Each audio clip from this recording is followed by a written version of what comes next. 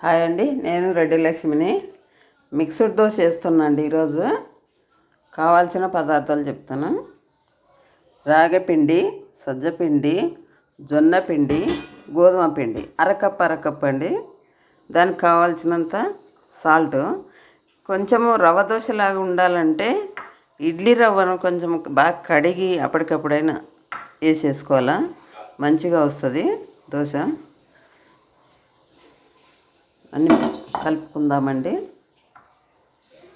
నేను కడిగి పెట్టిన ముందే ఆల్రెడీ.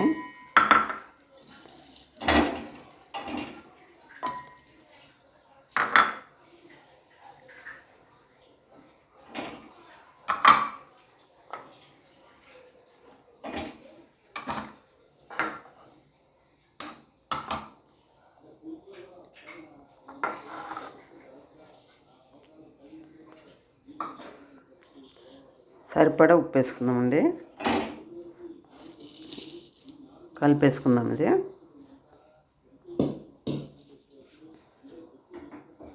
లోపల స్టవ్ వెలిగించుకుందాం.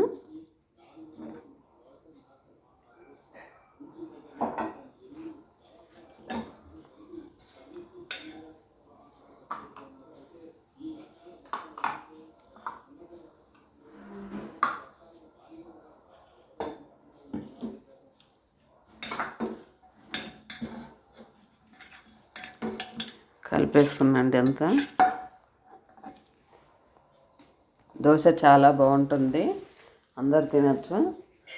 ముఖ్యంగా ఏంటంటే షుగర్ పేషెంట్లు అందరు తినడానికి మంచిగా ఉంటుంది.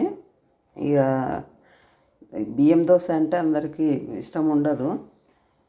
షుగర్ పేషెంట్లు రోజు రైస్, మధ్యాహ్నం రైస్ తిని మళ్ళీ ఉదయం అదే రైస్ తోటి దోశలు తింటామంటే మంచిగా ఉండదు. 2 పూట్ల తిన్నట్టు ఉంటుంది. అంతేకాకుండా వెయిట్ కూడా తగ్గిస్తుందండి. ఇన్ని కలుపుకొని తింటే చాలా బాగుంటాయి దోశలు. వేసుకొని చూడండి మీరు కూడా.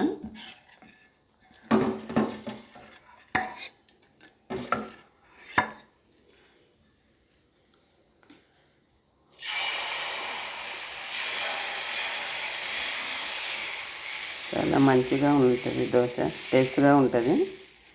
దానికి కాంబినేషను అల్లం చట్నీ బాగుంటుందండి. మీ ఇష్టము, టమాటా చట్నీ అయినా వేసుకోవచ్చు, అల్లం చట్నీ అయినా వేసుకోవచ్చు.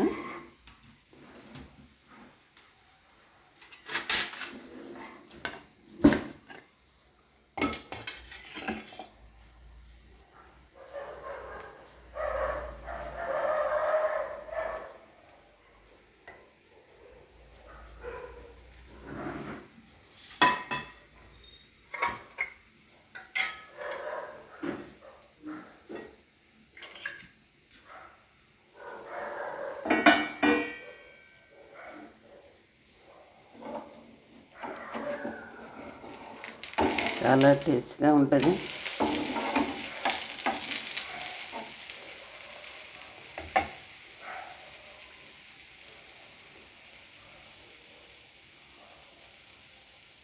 వెయిట్ బాగా తగ్గుతామండి మనం రోజు తింటే కనుక. ఇవే టేస్ట్ బాగుంటుంది, రవ్వ దోశ ఉన్నట్టు. ఎందుకంటే ఇడ్లీ రవ్వ కలుపుతున్నాం కాబట్టి రవ్వ దోశలాగా మంచిగా అనిపిస్తుంది.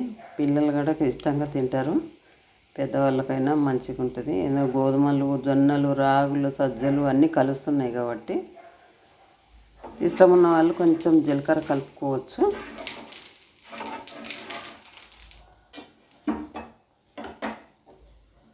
స్టవ్ కట్టేసుకుందామండి. మీరు ట్రై చేయండి, టేస్ట్ చూసి చెప్పండి మాకు.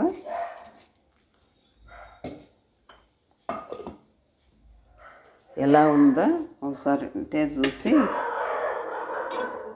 చెప్తాను. ఇలా అల్లం చట్నీ అండి, దీనికి కాంబినేషను చాలా బాగుంటుంది.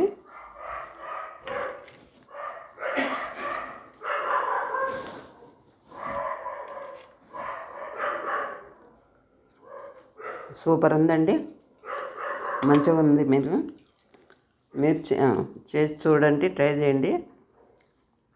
ముఖ్యంగా మనం వెయిట్ తగ్గుతామండి, బాగా చాలా వెయిట్ తగ్గిస్తుంది. అందరు తినాల్సిందే ఇది, బాగుంటుంది. ఇష్టం ఉన్న వాళ్ళు కొంచెం జీలకర్ర కలుపుకోవచ్చు, చాలా బాగుంటుంది, టేస్ట్గా ఉంటుంది. నచ్చితే లైక్ చేయండి, షేర్ చేయండి.